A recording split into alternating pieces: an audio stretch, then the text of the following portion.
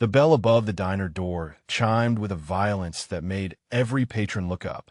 Maya Chen's hands stilled on the coffee pot as three men in charcoal suits stepped inside, their presence transforming the warm sanctuary of Rosie's all-night diner into something cold and predatory.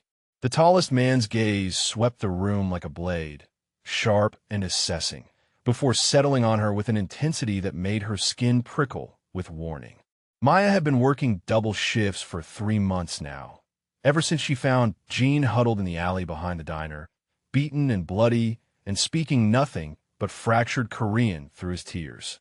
The 80-year-old boy sat in his usual booth now, coloring with the steady concentration that had replaced his nightmares, his small fingers wrapped around a red crayon as he filled in the outline of a house.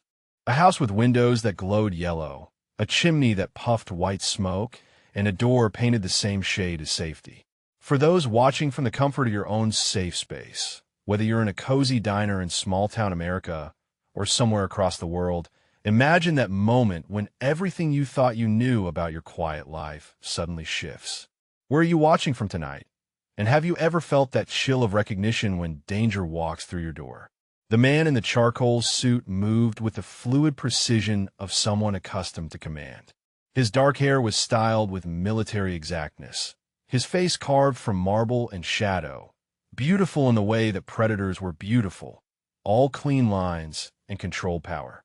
When he spoke, his voice carried the trace of an accent that made Maya's heart skip with recognition. "I'm looking for my nephew," he said, each word measured and deliberate. His eyes never left Maya's face, as though he could read secrets written in her expression. "The boy you have been caring for belongs to me." Maya's protective instincts flared like a struck match. She set down the coffee pot with deliberate calm, moving to block his view of Jin's booth. The boy had gone rigid at the sound of that voice, his crayon snapping between white knuckles, and Maya could see the terror creeping back into his dark eyes like shadows at twilight. "He belongs to no one," she said quietly, her voice steady despite the way her pulse hammered against her throat. "He's a child who needed help, and I gave it to him. That's all you need to know." The man's mouth curved in what might have been a smile if smiles could cut glass. Behind him, his companions flanked the door with the casual efficiency of men who knew how to control exits and entrances, how to transform sanctuary into cage with nothing more than strategic positioning. "You are Maya Chun," he continued, as though she had not spoken. 24 years old, nursing student at Portland Community College, daughter of Linda Chun, who works at the textile factory on Morrison. You live in apartment 3B at the Riverside Complex, unit number 207. Your mother has been struggling with medical bills since her diabetes diagnosis last spring. The blood drained from Maya's face. The precise recitation of her life, delivered in that controlled baritone, felt like having her skin peeled away layer by layer. How could this stranger know such intimate details about her existence, about the weight of worry she carried for her mother, about the way she counted every dollar twice before spending it? "Who are you?" she whispered, though some primal part of her already knew that knowledge would cost her more than ignorance. "My name is Kong Tae-hyun," he replied, stepping closer with the smooth stride of someone who had never been denied anything he wanted. "Jean is my brother's son. 3 months ago, he was taken from our family compound by men who sought to use him as leverage against us. These men beat him and abandoned him to die when their plan failed." Maya's gaze darted to Jean, who had begun to rock slightly in his seat, a self-soothing motion she recognized from his worst nights when the nightmares came calling. The boy who had slowly learned to trust her gentle hands when she cleaned his cuts, who had finally started sleeping through the night without screaming, who called her Mayanuna in the soft voice reserved for family. "The rival family responsible has been dealt with," Tae-hyun continued, his tone suggesting that dealt with meant something final and unforgiving. "But Jean has been through trauma that requires careful handling. I have come to take him home, where he belongs." Maya stepped sideways, placing herself more completely between the man and the boy. Something fierce and maternal blazed to life in her chest, hot enough to burn away her fear. She had found Jean broken and bleeding, had held him through panic attacks and night terrors, had taught him to laugh again with silly songs and shared cookies. No amount of threats or intimidation would make her hand him over to a stranger who spoke of violence with such casual precision. "He's not going anywhere with you," she said, her voice gaining strength with each word. "I don't care who you are or what family you represent. That little boy has been through hell, and he's finally starting to heal. I won't let anyone take him back into a world that nearly killed him." Taehyun's eyes narrowed, his expression shifting from cool assessment to something more dangerous. The air in the diner seemed to thicken, charged with the kind of tension that preceded storms. Other customers began to sense the undercurrent of threat, conversations dying to whispers, silverware stilled on plates. "You misunderstand the situation, Miss Chun," he said, his voice dropping to a register that vibrated with barely contained authority. "This is not a negotiation. Jin is the heir to the Kong family legacy, and his safety requires resources and protection that you cannot provide. The men who hurt him may be gone, but our world contains many dangers."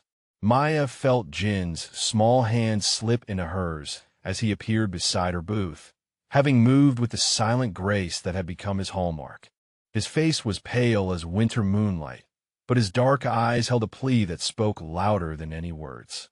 He pressed against her side, seeking the safety of her protection, and Maya could feel the tremor running through his small frame.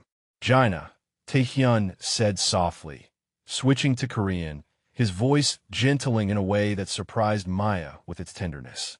"You have worried us greatly. It is time to come home."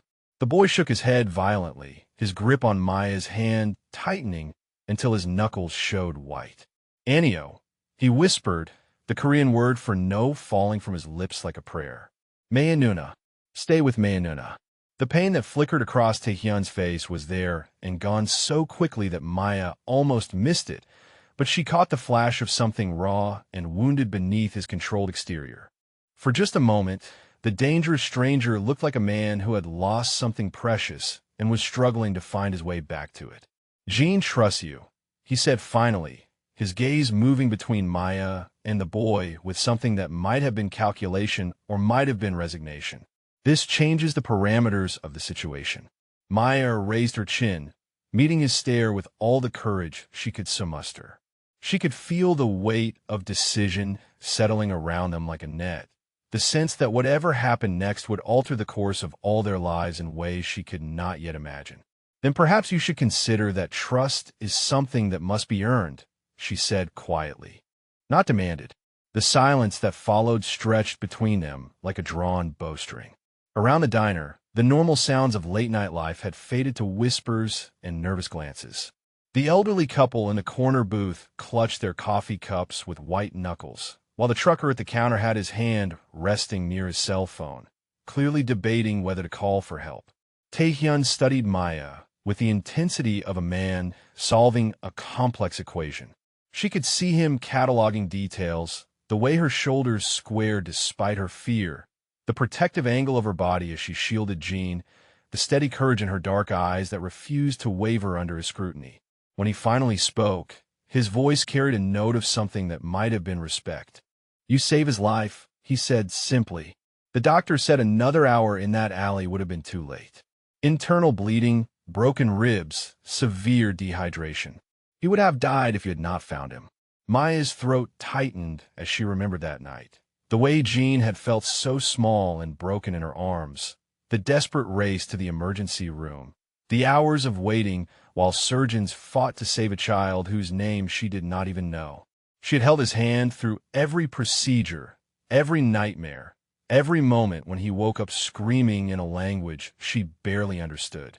"He's not just some obligation to me," she said fiercely. "Jean is family now. I don't abandon family." Something shifted in Taehyun's expression, a crack in that marble composure that revealed glimpses of the man beneath the armor. He looked at Jean, who was still pressed against Maya's side like a small bird seeking shelter from a storm, and she saw the war playing out behind his dark eyes. Duty warring was something softer, more complicated. "The boy needs consistency," Maya continued, pressing her advantage.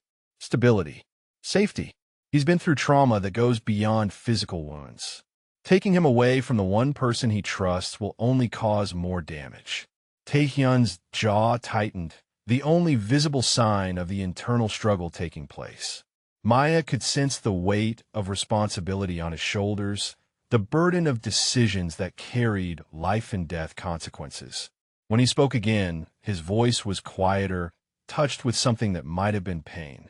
"My brother trusted me to protect his son," he said. "I failed in that duty once. I will not fail again." Maya felt her anger soften slightly at the raw honesty in his admission. This was not just about family honor or criminal obligations. This was about love, twisted and complicated by a dangerous world, but love nonetheless. "Then protect him properly," she said softly. "Don't just take him because you can. Think about what he actually needs." The challenge hung in the air between them, weighted with implications that neither of them fully understood yet. Maya could feel the crossroads approaching, the moment when her quiet life would either return to normal or spiral into something unimaginable.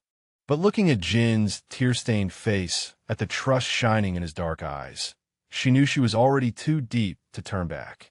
Whatever came next, she would not abandon this child, even if it meant stepping into a world of shadows and danger she had never imagined. 3 days passed before Maya understood the true scope of Kong Taehyun's power. 3 days of pretending normalcy while she felt invisible eyes tracking her movements, noting her routines, cataloging her vulnerabilities with surgical precision. She should have known that a man who could recite her life story from memory would not simply walk away when she denied him what he wanted. The first sign came when she arrived home from her evening shift to find her apartment door standing open like a mouth screaming into the hallway. The lock had been destroyed with professional efficiency, metal twisted and splintered in a way that spoke of tools and expertise rather than desperate fumbling. Maya's hands trembled as she pulled out her phone, but she forced herself to step carefully over the threshold, her nursing training overriding her fear as she assessed the damage with clinical detachment. They had been thorough, every drawer pulled out and emptied, every cushion sliced open to spill stuffing across the floor like synthetic snow. Her textbooks lay scattered and torn, pages ripped from their bindings with methodical cruelty. The photograph of her and her mother at her high school graduation had been smashed, glass shards catching the overhead light like fallen stars. But it was the message spray-painted across her bedroom wall in red letters that made her blood freeze in her veins. "We know where you work. We know where she lives. Give us the boy." Maya sank onto her ruined couch, the reality of her situation crashing over her like a cold wave. This was not random violence or simple intimidation. This was a declaration of war, and Jean was the prize they all sought to claim. She thought of him safe at the diner with Mrs. Rodriguez, the elderly cook who had promised to watch him until Maya returned, and felt a surge of panic so strong it left her breathless. Her phone buzzed with an unknown number. The voice that answered when she picked up was smooth as aged whiskey, familiar in its controlled authority. "Miss Chun," Taehyun said without preamble, his tone suggesting he had been expecting her call. "I trust you have discovered the limitations of civilian security by now." "You did this," Maya accused, though even as the words left her mouth, she knew they were wrong. The destruction around her bore the marks of rage and frustration, emotions that Taehyun wore like armor rather than weapons. "I did not," he replied simply, "but I'm not surprised by it. The Kim family has been watching you since the night I appeared at the diner. They believe you know more about Jin's location during those missing weeks than you have revealed." Maya pressed her free hand against her forehead, trying to ease the tension building behind her eyes. The Kim family. Another piece in a game she did not understand, with rules written in blood and consequences that extended far beyond her small world. "What do they want?" she asked, though she already knew the answer would be something terrible. "They want leverage against my family," Taehyun explained, his voice taking on the patient tone of a teacher delivering a difficult lesson. "Jean represents the future of our organization. His bloodline carries legitimacy that cannot be purchased or stolen. If they cannot have him willingly, They will settle for his suffering as payment for old debts. Maya closed her eyes, seeing Jin's small face in her memory, the way he had slowly learned to smile again after weeks of careful healing. The thought of those gentle hands being used as instruments of revenge made something fierce and protective rise in her chest like a tide of molten steel. "I need to call the police," she said, reaching for the comfort of official procedures and legal protections. The silence that followed her statement stretched long enough for Maya to hear her own heartbeat thundering in her ears. When Tae-hyun finally spoke, his voice carried a note of something that might have been pity. "Detective Morrison of the Portland Police Bureau owes my family several significant favors," he said quietly. "Captain Williams of the precinct Cover Your Neighborhood has a daughter at Stanford whose tuition is paid through a scholarship funded by one of our legitimate businesses. The federal agents assigned to organized crime in this region have been carefully cultivated over many years." Maya felt the floor dropping away beneath her feet as she grasped the true scope of the web she had stumbled into. This was not simply about one dangerous man and one traumatized child. This was about power structures that reached into every corner of law enforcement, tentacles of influence that made her faith in official protection seem naive and foolish. "You control everything," she whispered, the weight of her helplessness settling around her like a lead blanket. "Not everything," Tae-hyun corrected gently, "but enough to ensure that Jin's safety cannot be guaranteed through conventional channels. Your attachment to him has made you a target, Miss Chun. That cannot be undone through wishful thinking or appeals to authority." Maya stood and walked to her bedroom window, looking out at the parking lot where her car sat beneath a broken streetlight. Even in the gathering darkness, she could see the figure sitting in the black sedan 3 spaces away, cigarette ember glowing like a malevolent eye. How long had they been watching her, learning her patterns, waiting for the perfect moment to strike? "There is another option," Tae-hyun continued, his voice taking on a different quality, softer but somehow more dangerous. "Jin requires specialized care that takes into account both his emotional trauma and the unique security concerns of his situation. He needs someone he trusts, someone who understands his healing process." Maya turned away from the window, her pulse quickening as she sensed the trap closing around her. She could hear the careful calculation in his voice, the way he was laying out his argument like pieces on a chessboard. "What are you suggesting?" she asked, though part of her already knew what he would say. "Come to my compound as Jin's caretaker," Tae-hyun said simply. "Your mother's medical expenses will be covered in full, your student loans resolved, your security guaranteed absolutely. Jin gets the continuity of care he needs, and you get protection from enemies who will not stop hunting you as long as you remain connected to him." Maya felt her breathing become shallow as the weight of the offer settled over her. This was not charity or kindness. This was a business transaction wrapped in the language of compassion, a cage built from golden bars that would nonetheless lock her away from everything she had ever known. "And if I refuse?" she asked, already knowing the answer would cut deep. "Then I will take Jin tonight, and you will spend the rest of your life looking over your shoulder, waiting for the Kim family to decide whether you are worth killing," Tae-hyun replied with brutal honesty. "Your mother will continue to struggle with medical debt. You will never finish nursing school, and Jin will heal without the person he trusts most." Maya closed her eyes, feeling the walls of her life closing in from all directions. This was not really a choice at all. This was inevitability dressed up as an option, fate disguised as a negotiation. "How do I know you'll keep your word?" she asked finally. "Because I have seen the way my nephew looks at you," Tae-hyun answered, his voice gentling with something that sounded almost like regret. "And I have learned that some things are more valuable than control." The drive to collect Jin from the diner passed in a blur of neon lights and gathering shadows. Maya sat in the passenger seat of Tae-hyun's black Mercedes, acutely aware of the subtle luxury surrounding her, the leather that smelled of money and power, the dashboard that displayed more information than the cockpit of a small plane. Behind them, 2 more vehicles followed at precise intervals, a reminder that even this simple journey required military-level coordination. When they arrived at Rosie's, Gene was waiting in his usual booth, but Maya could see the tension in his small shoulders, the way his eyes kept darting to the windows as though expecting monsters to emerge from the darkness. Mrs. Rodriguez hovered nearby with protective maternal energy, her weathered hands twisted in her apron. "Gina," Taehyun said softly as they approached, switching to Korean with the gentle inflection Maya had noticed before. His voice carried none of the cold authority he used with adults, instead wrapping around the child's name like a warm blanket. Jean looked up with eyes that held too much knowledge for someone so young, and Maya saw him take in the expensive suit, the subtle signs of barely contained power that surrounded his uncle like an invisible storm. When Taehyun explained that they would all be going to his house together, that Maya would be staying with them for a while, Jin's reaction was immediate and devastating. The child launched himself into Maya's arms with desperate strength, his small body shaking as sobs tore from his throat. "Andwi," he cried in Korean, the word for no mixing with English as his control shattered completely. "Don't leave me, Mayanuna.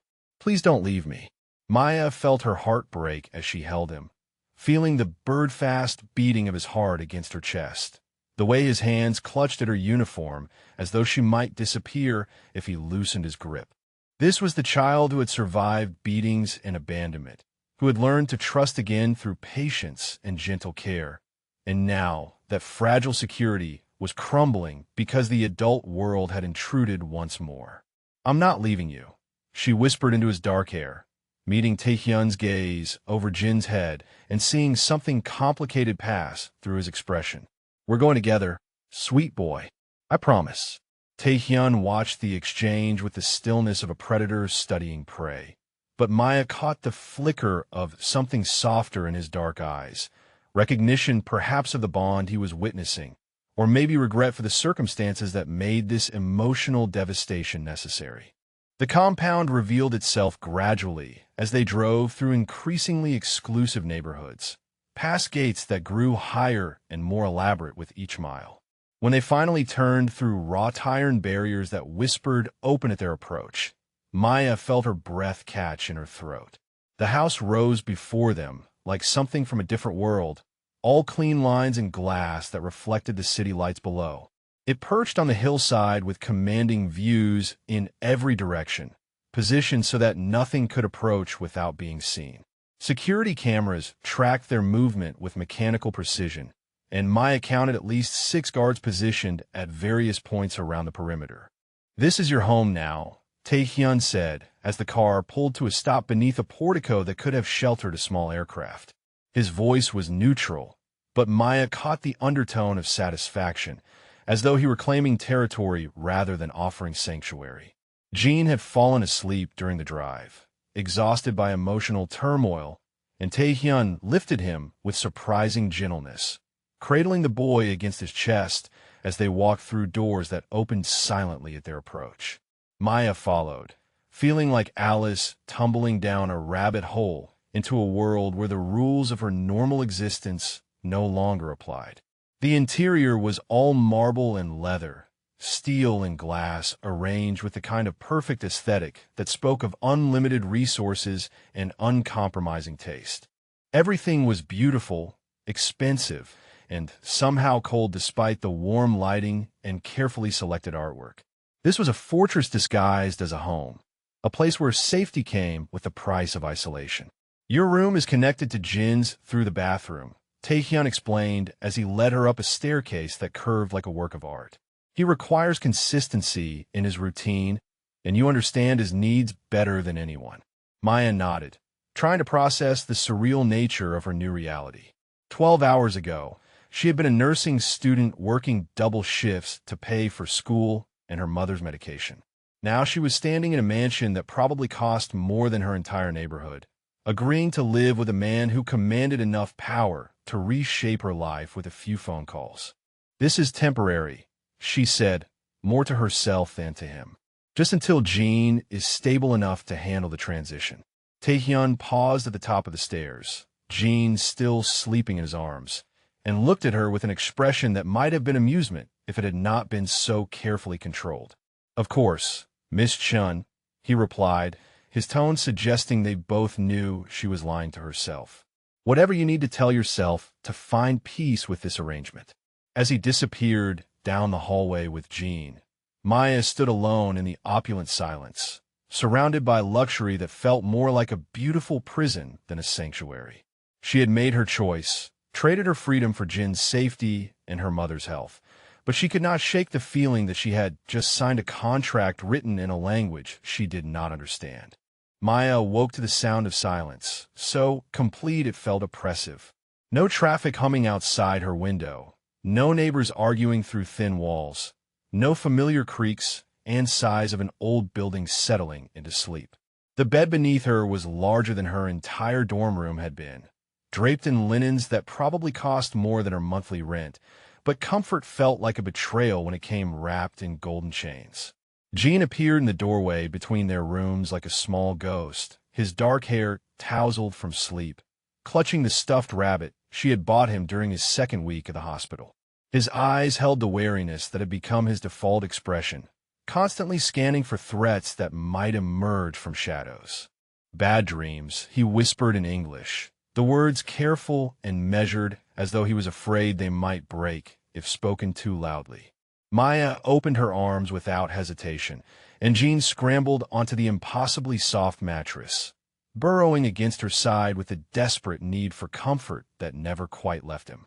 She had learned to read his moods like a language written in trembling hands and interrupted sleep, understanding that his healing would be measured in increments of trust rather than linear progress. "Want to see the kitchen?" she asked gently, knowing that establishing routines would help him feel secure in this palatial prison they now called home. They made their way downstairs through corridors lined with artwork that belonged in museums, past windows that offered commanding views of a city that suddenly seemed very far away. The kitchen revealed itself as a masterpiece of marble and steel, equipped with appliances that looked more like sculptures than functional tools, everything gleaming under recessed lighting that had been positioned for maximum dramatic effect. Maya found herself moving through the space with careful reverence, opening cabinets to reveal dishes that probably cost more than her car, exploring a pantry stocked with ingredients she had only read about in culinary magazines. This was not a kitchen designed for comfort food and midnight snacks.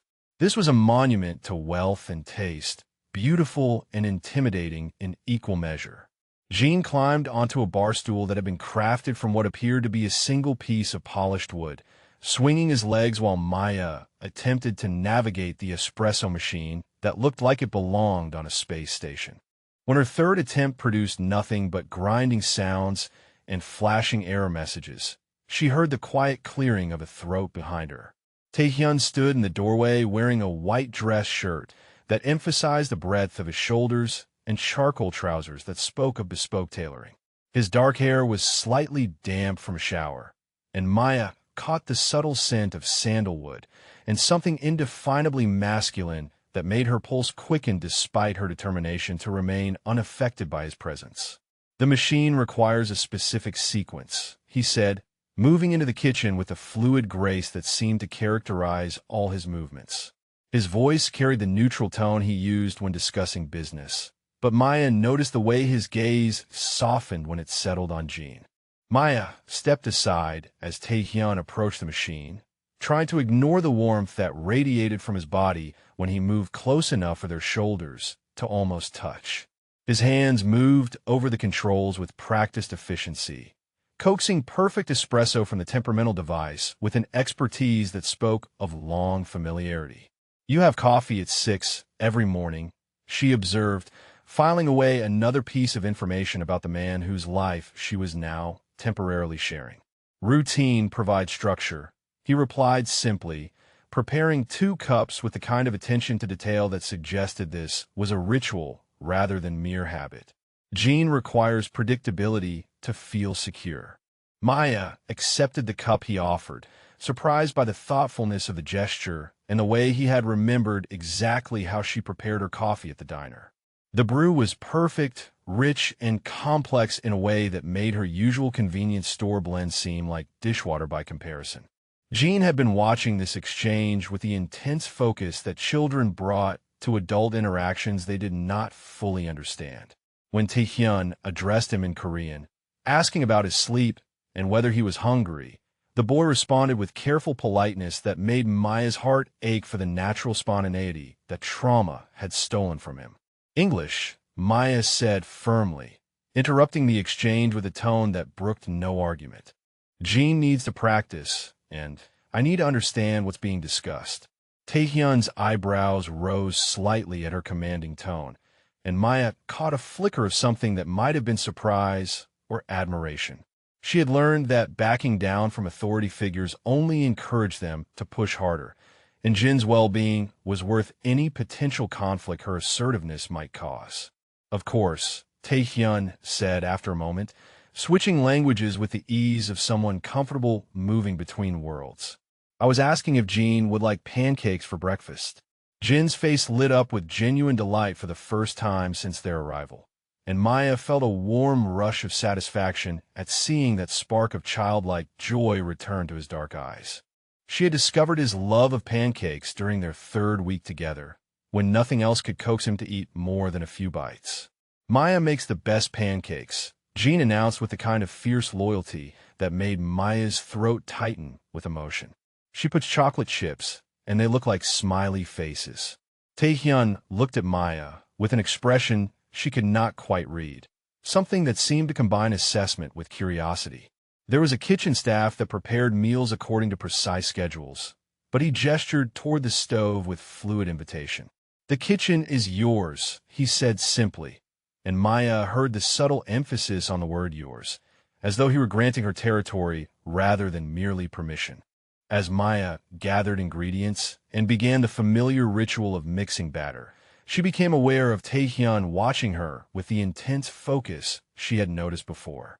But this felt different than his earlier clinical assessment. This felt like genuine interest in the small domestic magic she was performing, the way she moved through unfamiliar space with natural confidence, the unconscious grace with which she adapted to circumstances beyond her control. Jean giggled when Maya deliberately dripped batter into lopsided circles, creating the promised smiley faces with chocolate chips positioned for maximum comedic effect. The sound was like music in the sterile perfection of the kitchen, bringing warmth and life to a space designed for efficiency rather than joy. When Taehyun smiled at the sound of his nephew's laughter, Maya felt her carefully constructed defenses waver slightly. The expression transformed his entire face, softening the sharp angles and revealing glimpses of the man beneath the armor. For just a moment, he looked younger, less burdened by whatever responsibilities had carved those lines of tension around his eyes. "They are terrible pancakes," he observed with dry humor, watching Maya flip another deliberately imperfect circle. "They are perfect pancakes," Maya corrected firmly, meeting his gaze with a smile that felt dangerously genuine. "Perfect for making a little boy laugh."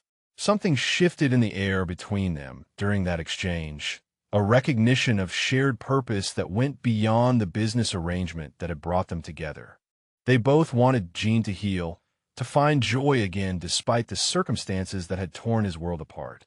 That common ground created a bridge across the vast differences in their backgrounds and expectations.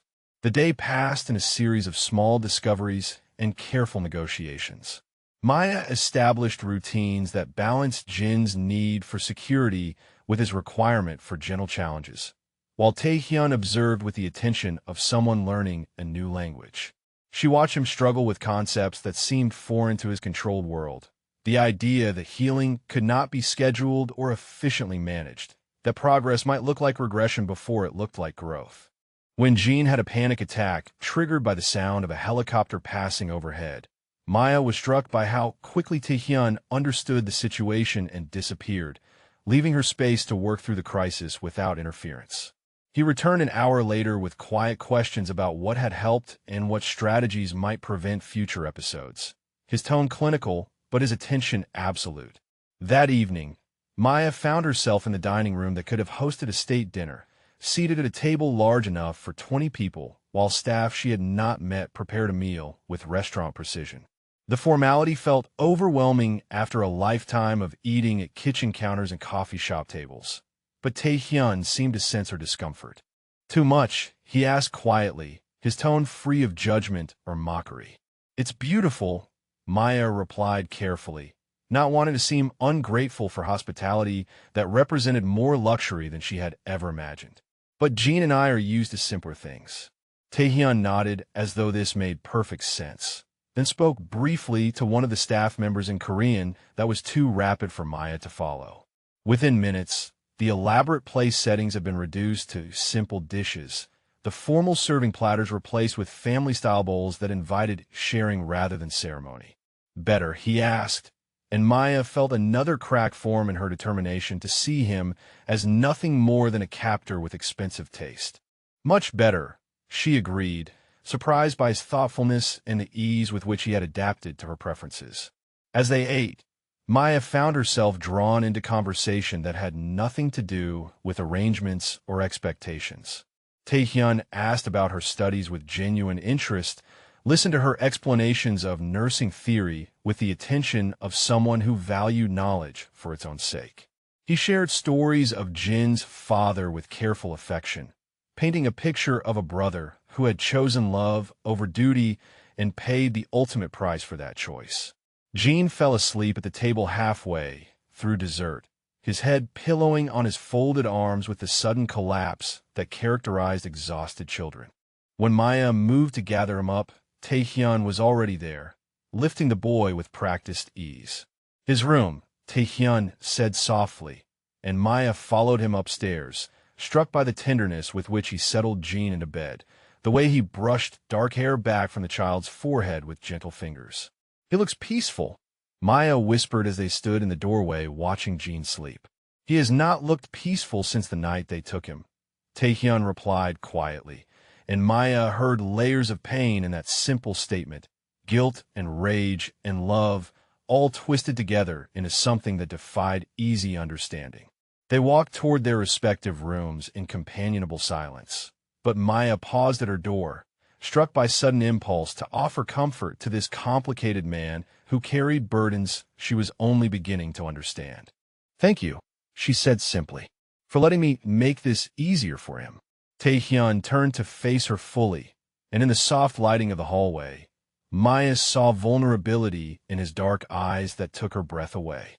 When he lifted his hand as though to touch her face, then let it fall without making contact, she felt something electric pass between them. "Thank you," he replied quietly, "for showing me how to help him heal."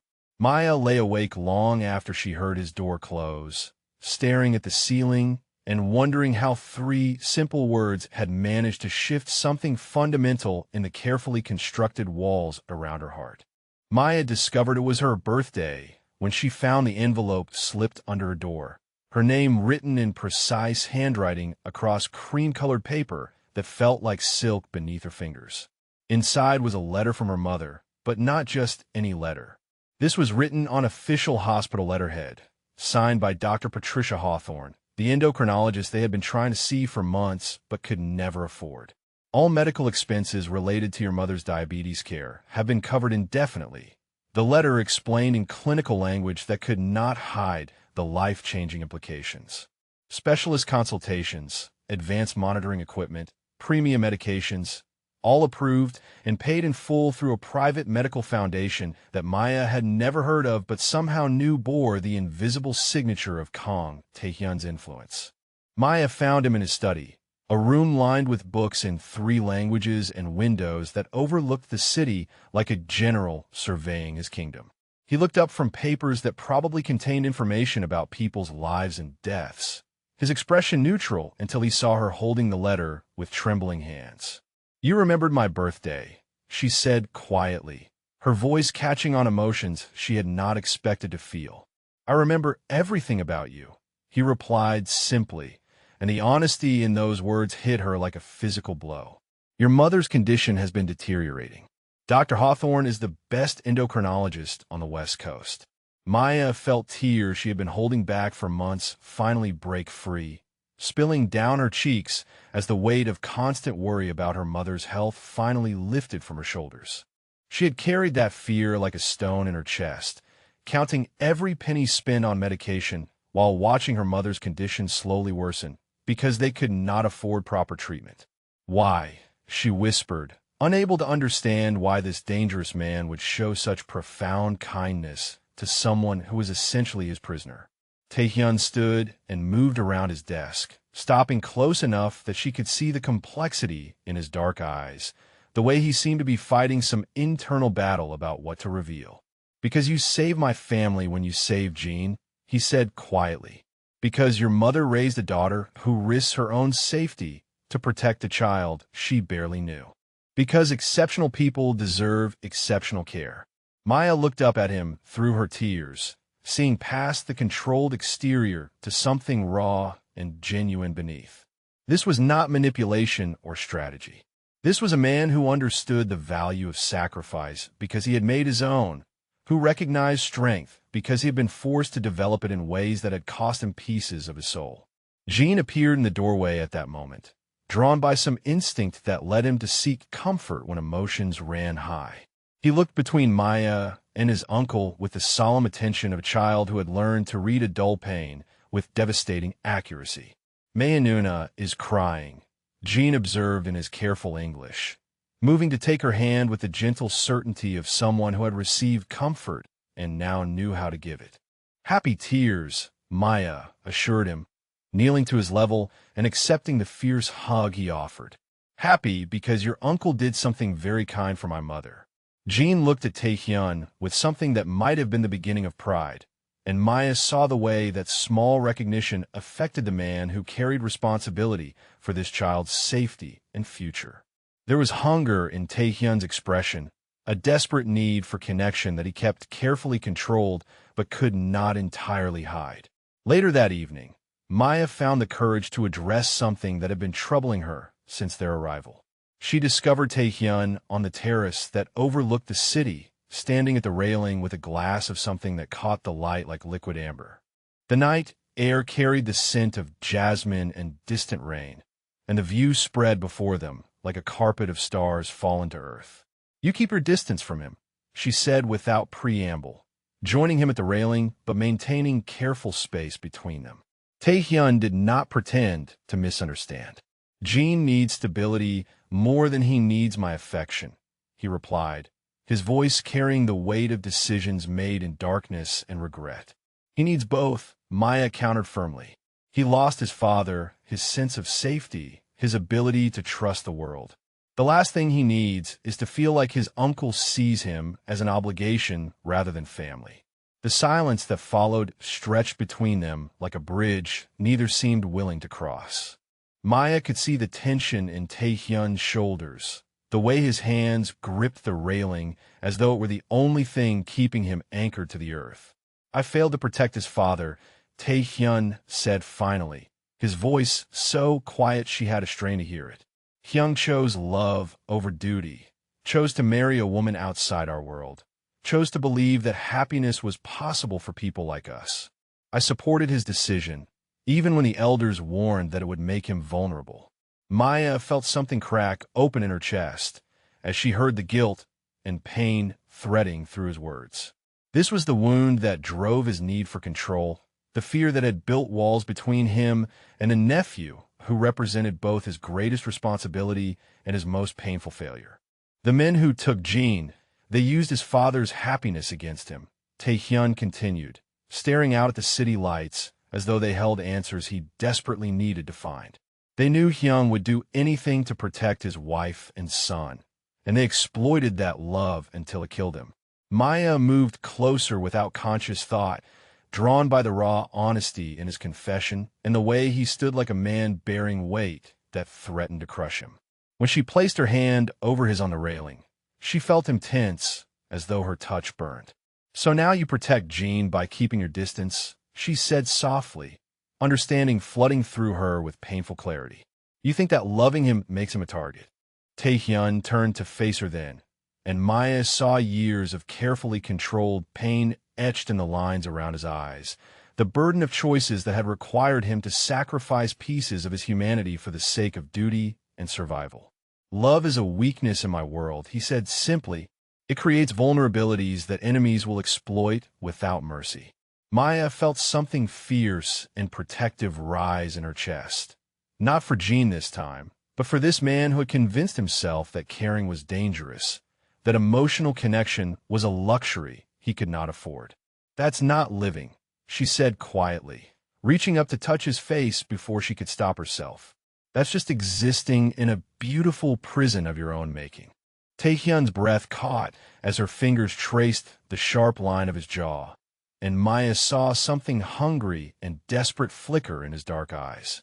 When he caught her hand in his, pressing her palm against his cheek with gentle reverence, she felt the careful walls around her heart begin to crumble. Maya, he whispered her name like a prayer, and she realized that somewhere in the space between protecting Jean and accepting his kindness, she had begun to care about this complicated man who carried other people's lives in his hands. The moments stretched between them like spun glass, fragile and perfect, and charged with possibilities that neither of them had planned for. When Taehyun began to lean toward her, his eyes fixed on her mouth with an intensity that made her pulse race, Maya felt herself rising to meet him halfway. The sharp buzz of his phone shattered the moment like gunfire. Taehyun stepped back immediately, his expression shifting from vulnerable to lethal in the space of a heartbeat as he answered the call with clipped precision.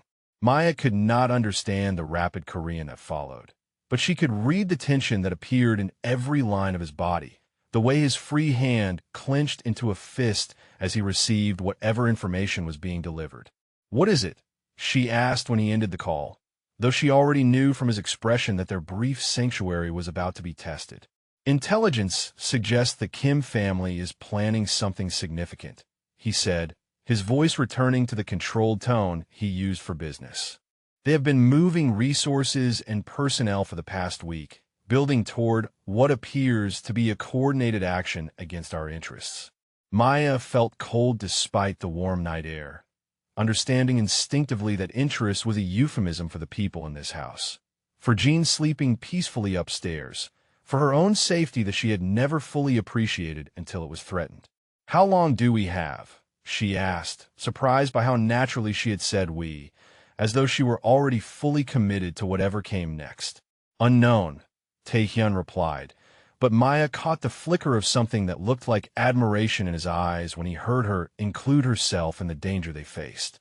"But they will not find us unprepared." As they walked back inside, Maya realized that her concern was no longer limited to Jin's well-being. Somewhere in the space of shared meals and gentle conversations, somewhere between his kindness to her mother and his vulnerable confession about his brother's death, she had begun to care about Taehyun's safety with an intensity that frightened her.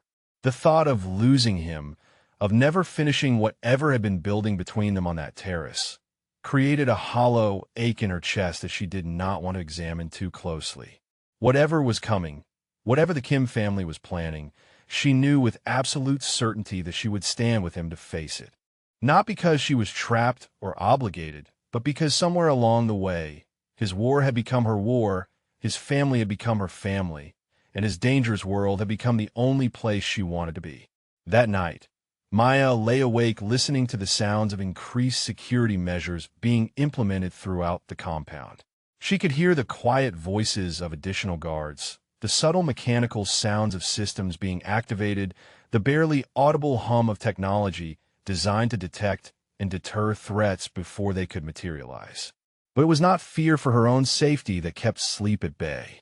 It was the memory of Taehyun's expression when he spoke about his brother, the pain that had broken through his careful control like light through a cracked window.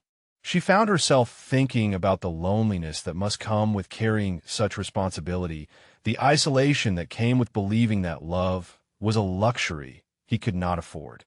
In the morning, she found Jean building an elaborate fortress out of couch cushions in the living room, his small face set with concentration as he arranged his defenses with military precision. When she asked what he was protecting, he looked up with eyes that held too much knowledge for his age. "Mayanuna and Samson," he said simply, using the Korean word for uncle that carried affection rather than mere respect. Maya felt her throat tighten at the casual inclusion of Tae-hyun in Jin's protective circle, understanding that the boy had absorbed more from their conversation the previous evening than she had realized. Children noticed everything, especially children who had learned that adult emotions often preceded changes in their small world. "Why does Samchin look sad sometimes?" Jin asked with the directness that characterized his observations about the adults in his life. Maya settled beside him in his cushioned fort, choosing her words carefully as she considered how to explain complex grief to someone so young. "Your uncle loved your father very much," she said gently. "Sometimes when we love someone who is not with us anymore, that love becomes heavy to carry." Jean nodded with the solemn understanding of a child who had experienced loss that went beyond his years. He had stopped asking when his parents were coming back, had accepted with devastating maturity that some separations were permanent, but Maya could see him processing this new information about the man who had inherited responsibility for his care. "Maybe if we help carry it, it will not be so heavy," Jean suggested with the simple wisdom that children sometimes possessed, and Maya felt her heart break a little at his instinct to heal others even while still healing himself. "Maybe so," she agreed quietly, understanding that Jean was offering her permission to love his uncle, recognizing that her happiness had become tied to his sense of security in ways that neither of them had planned. When Tae-hyun found them later that morning, still nestled in Jin's fortress of cushions while Maya helped him work through multiplication problems that the compound's private tutor had assigned, something shifted in his expression. Maya caught him watching them with an intensity that had nothing to do with security assessments or strategic planning. There was hunger in his gaze, a longing so profound it was almost painful to witness. This was a man who had convinced himself he did not deserve simple domestic happiness, who had accepted that duty required sacrifice of everything that made life worth living. "The fortress looks impenetrable," he observed quietly, and Maya heard the careful distance he maintained even as his eyes revealed how much he wanted to be invited inside their small sanctuary. Jean looked up at his uncle with consideration that seemed far too mature for his 8 years, then deliberately moved aside to make room in the cushioned circle. "Maya says fortresses are better when they have more people to protect," Jean said with the kind of casual confidence that suggested Maya's opinion carried significant weight in his worldview. Tae-hyun hesitated for just a moment, and Maya could see the internal battle playing out behind his controlled expression. Then he lowered himself into the space Jean had created, folding his tall frame with surprising grace as he joined their small circle. Maya felt the shift in atmosphere as the three of them sat together. The way Jean relaxed completely for the first time since their arrival at the compound. The way Tae-hyun's careful armor began to crack around the edges. This was what family looked like, she realized. Not the formal arrangements and protective contracts, but the simple willingness to be vulnerable together, to share space and attention and the ordinary magic of an ordinary morning. When Tae-hyun helped Jean with a particularly challenging math problem, his voice gentle with patience Maya had not expected, she caught a glimpse of the man he might have been in a different world, one where love was allowed to flourish rather than being seen as dangerous weakness. The moment was interrupted by the discreet arrival of one of his security team, a man who managed to convey urgency without disrupting the peaceful domestic scene. Tae-hyun listened to the whispered report with growing tension, his expression shifting back toward the controlled neutrality that meant bad news was incoming. "More intelligence about Kim family movements," he explained quietly as the guard withdrew. "They appear to be accelerating their timeline." Maya felt fear settle in her stomach like a cold stone, but it was not the helpless terror she might have expected. Instead, it was the focused concern of someone who had something precious to defend, people who mattered more than her own safety. "Whatever they are planning, we will face it together," she said quietly, meeting his gaze with steady determination that surprised them both. Tae-hyun looked at her for a long moment, and Maya saw something fundamental shift in his dark eyes. This was the moment when she stopped being a temporary complication and became something far more dangerous to his carefully controlled world. Together, he agreed softly, and Maya heard the weight of promise in that single word, understanding that they had just crossed a line that could not be uncrossed. The attack came at dawn when the city was still wrapped in silence, and the compound's defenses were focused on perimeter threats rather than internal vulnerabilities. Maya woke to the sound of breaking glass and Jin's scream cutting through the morning air like a blade. She rolled out of bed with the instant awareness that came from months of sleeping with one ear tuned to a traumatized child's distress. But this was different. This was terror in its purest form. Jin's room was empty, his window shattered, the white curtains billowing in morning wind that carried the scent of violence and desperation.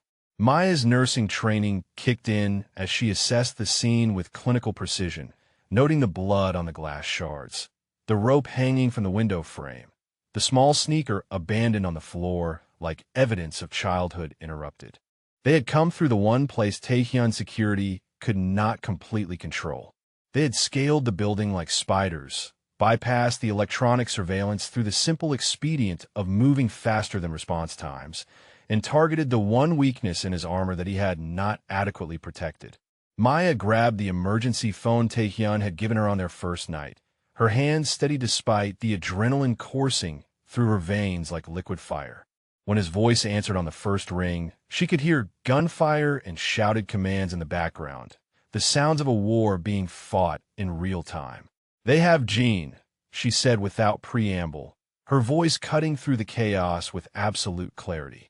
The silence that followed lasted exactly 3 seconds, but Maya could feel the shift in Taehyun's energy even through the phone, the way his controlled professionalism transformed into something far more dangerous and personal. "Where?" he asked, his voice dropping to a register that spoke of violence barely contained.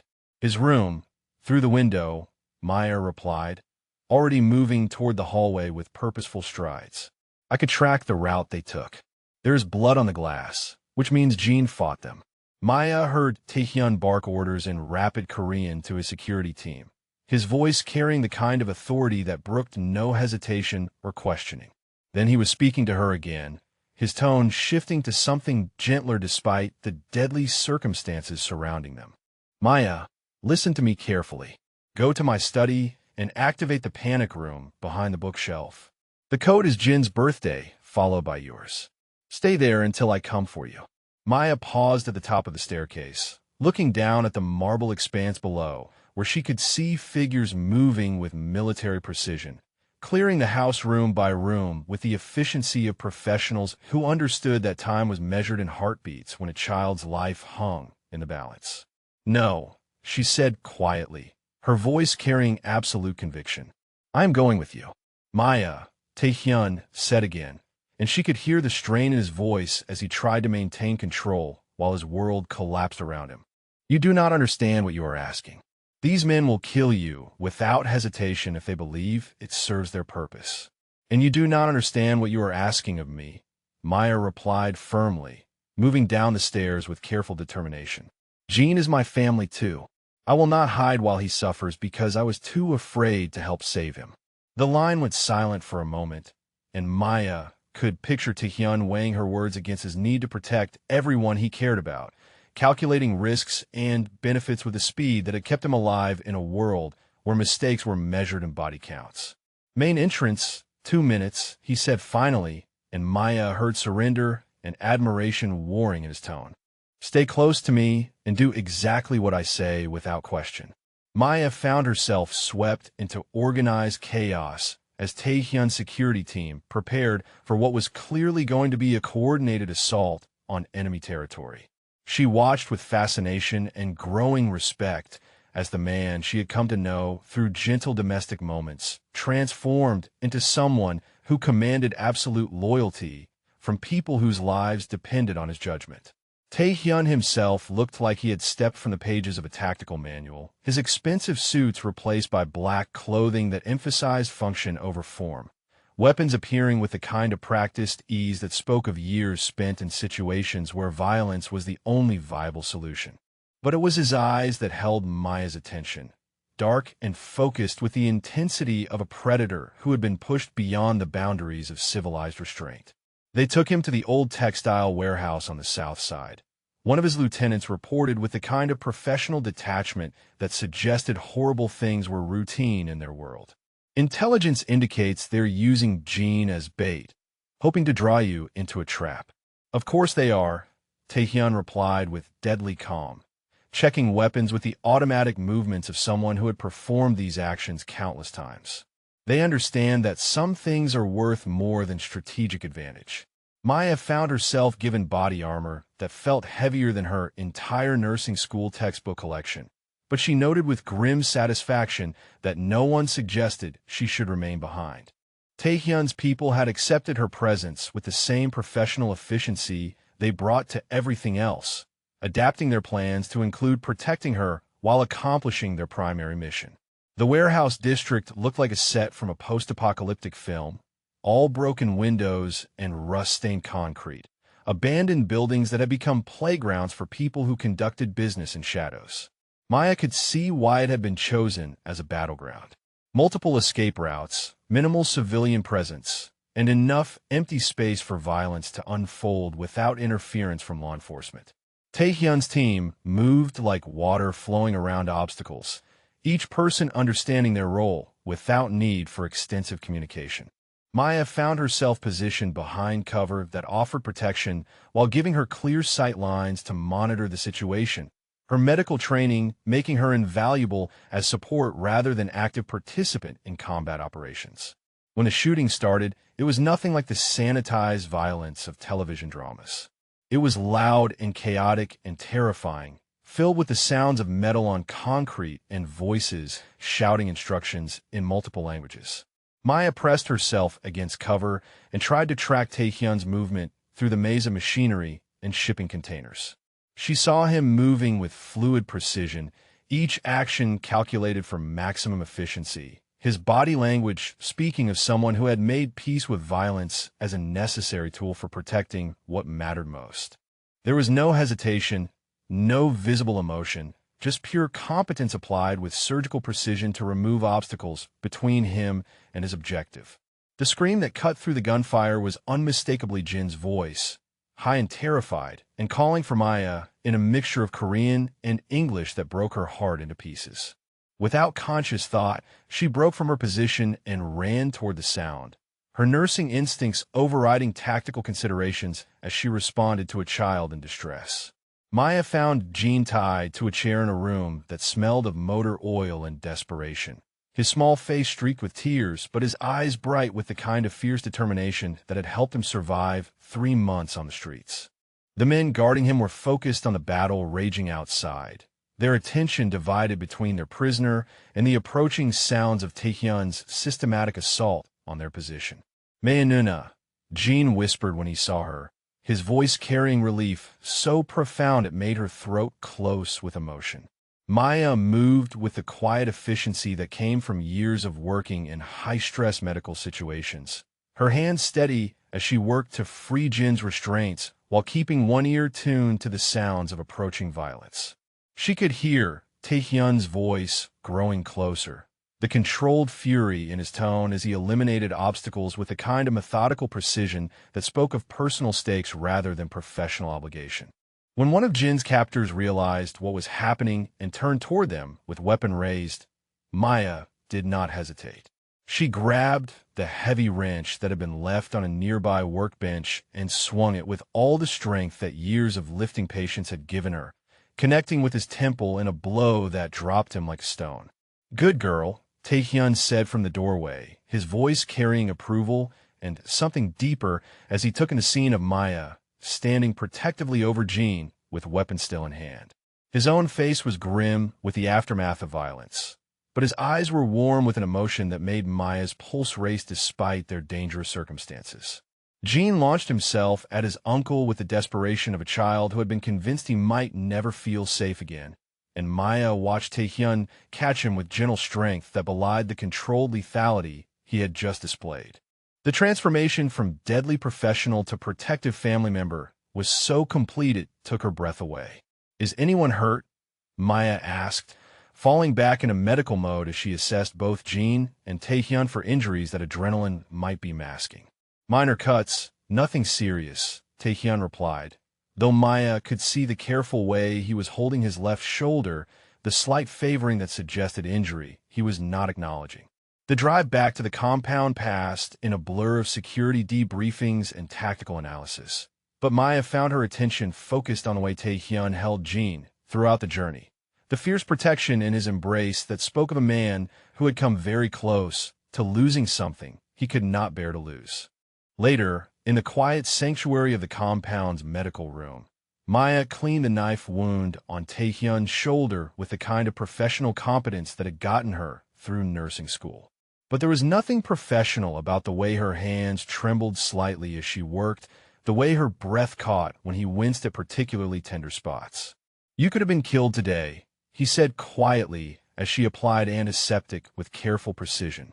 "Following me into that warehouse was brave and stupid in equal measure." Maya met his gaze steadily as she secured the bandage, her hands gentle on his skin as she ensured proper coverage of the wound. "Jean needed both of us today," she replied simply. "I could not live with myself if something had happened to him, because I was too afraid to help."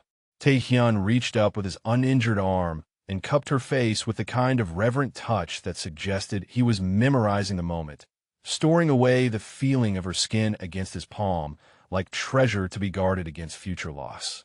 "I realized something today," he said softly, his thumb tracing the line of her cheekbone with infinite gentleness. "When I thought they might hurt you, when I saw you standing over Jean with that wrench in your hands, when I understood that you had chosen to risk everything for my family." Maya felt her breathing become shallow as she waited for him to continue, sensing that whatever he was about to say would change everything between them in ways that could not be undone. "You belong to me now," he said quietly, his voice carrying absolute conviction, "not as prisoner or employee, but as something far more dangerous. You belong to me, and I belong to you, and that changes everything." Maya looked into his dark eyes and saw the truth he was offering her, the recognition that whatever had started as a business arrangement had become something that neither of them could control or deny.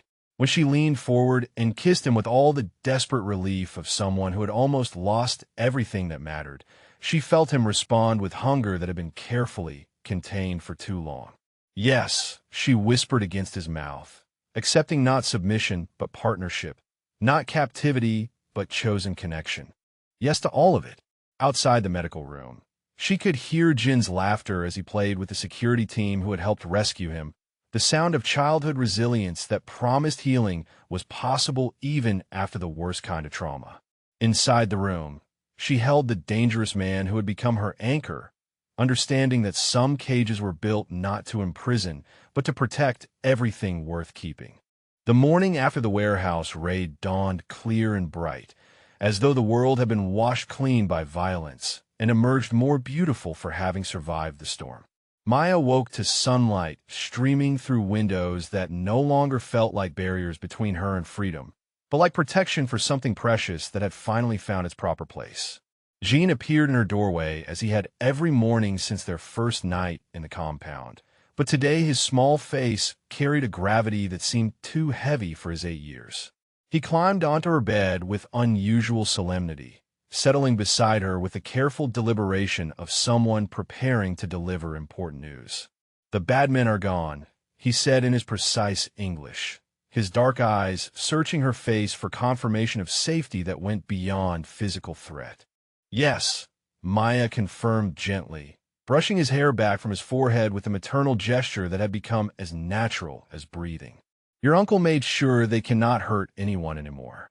Jean nodded with the solemn acceptance of a child who had learned that adult promises carried weight when backed by demonstrated competence. But his next words revealed the deeper fear that had been building in his mind since the first moment of crisis. "Will you leave now?" he asked quietly, his small hands twisting in the bedsheets as he struggled to voice the terror that had kept him awake despite his exhaustion. "Now that you do not have to protect me anymore."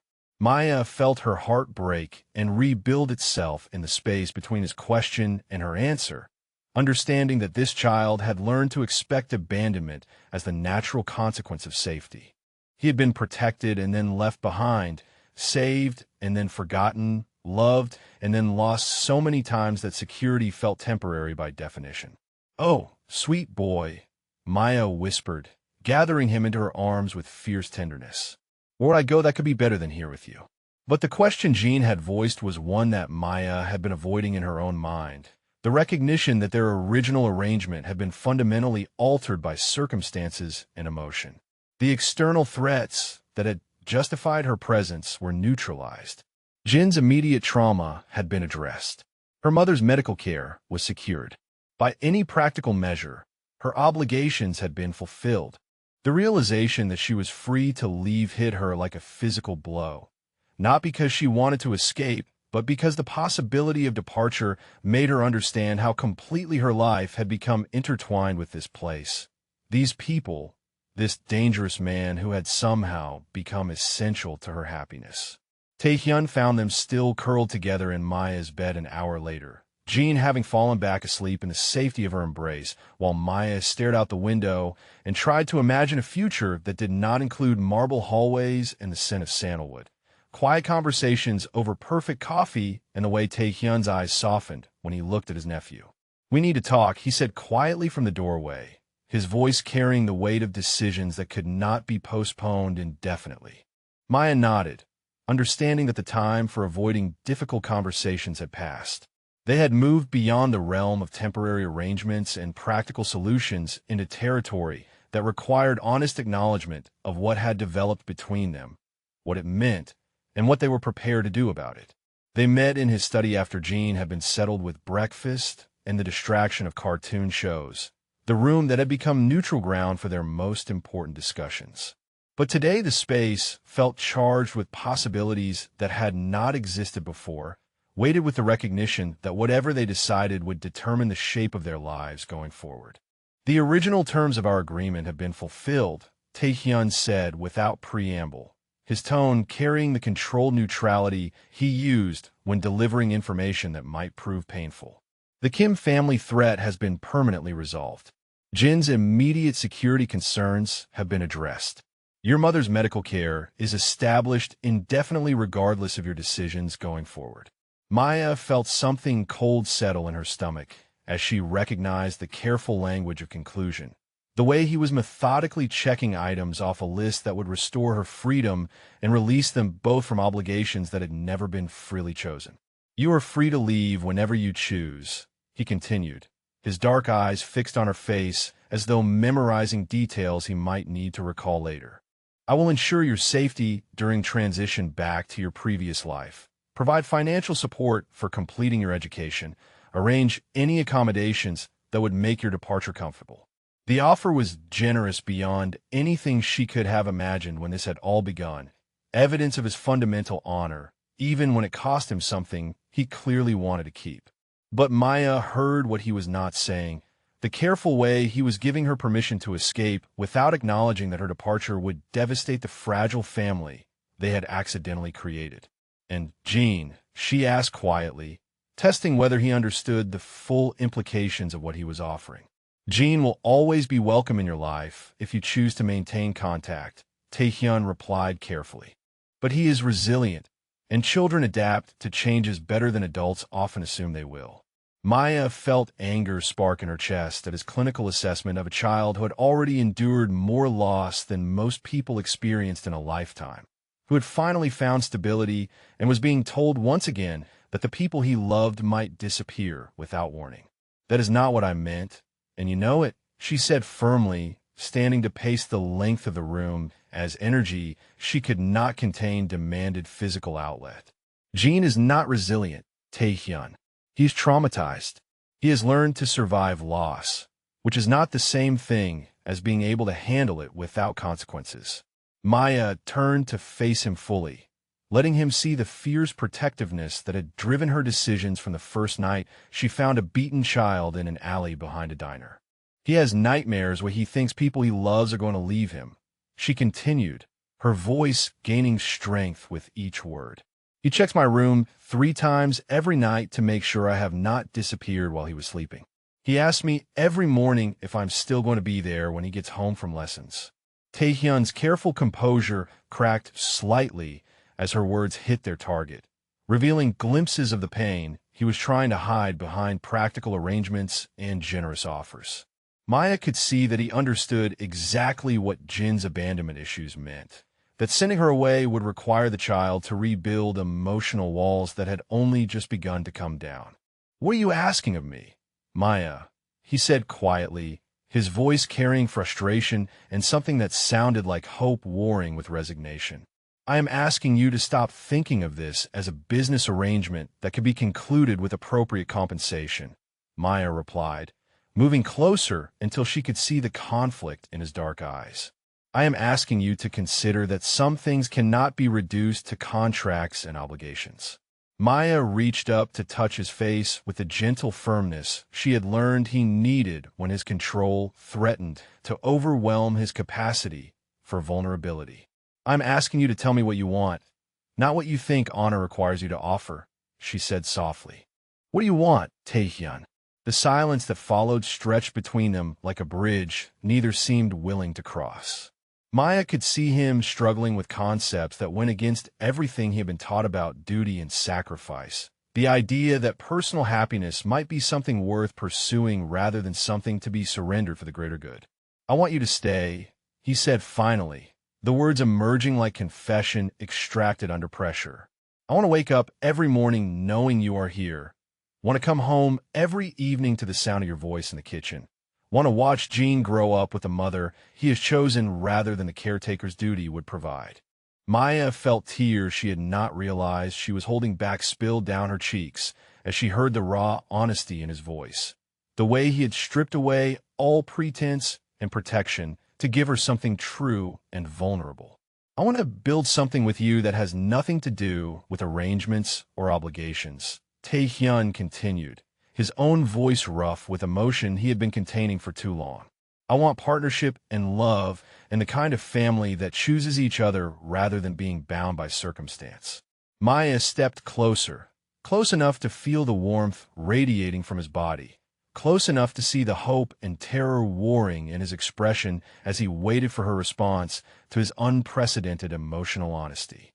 "Then ask me properly," she whispered, understanding that this man who commanded empires needed to hear her acceptance spoken clearly, needed the confirmation that her choice was real rather than obligation dressed as affection. Taehyun dropped to one knee with fluid grace, reaching into his jacket pocket to withdraw a ring box that looked like it had been carried close to his heart for some time.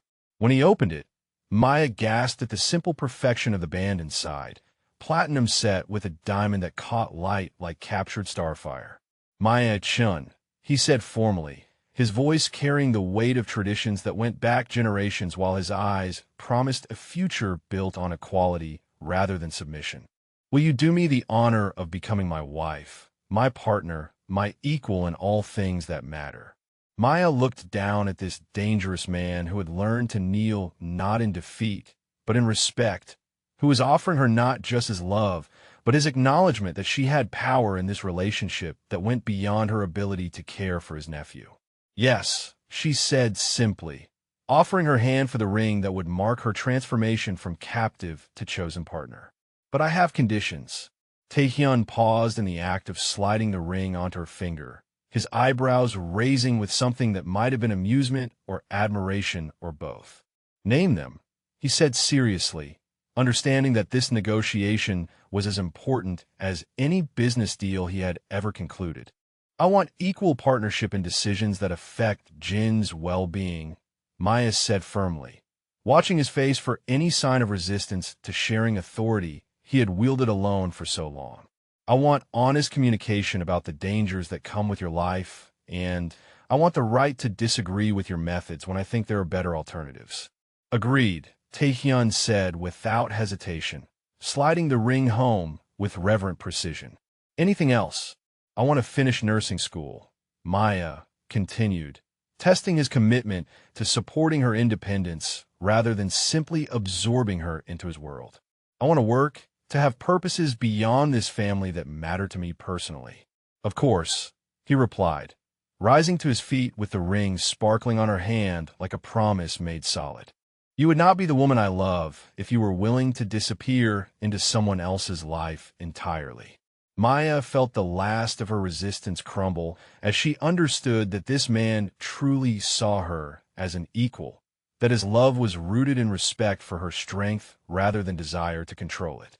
Then yes, she said again, reaching up to kiss him with all the joy and relief and love she had been afraid to acknowledge.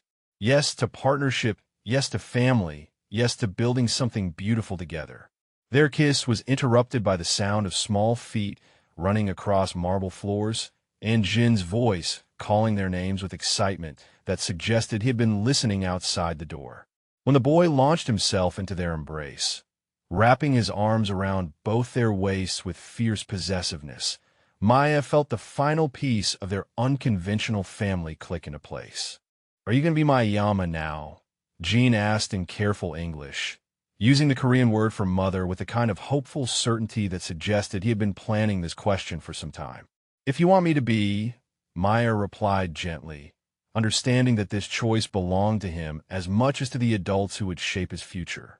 "Yes," Jin said immediately, his small face bright with happiness that transformed his entire expression. "Yes, I want Manuna to be my Yama and Samson to smile more and for us to be a real family." That evening, they sat together at the dining room table that had been reduced from state dinner proportions to family meal size, sharing food that had been prepared without ceremony, but with love.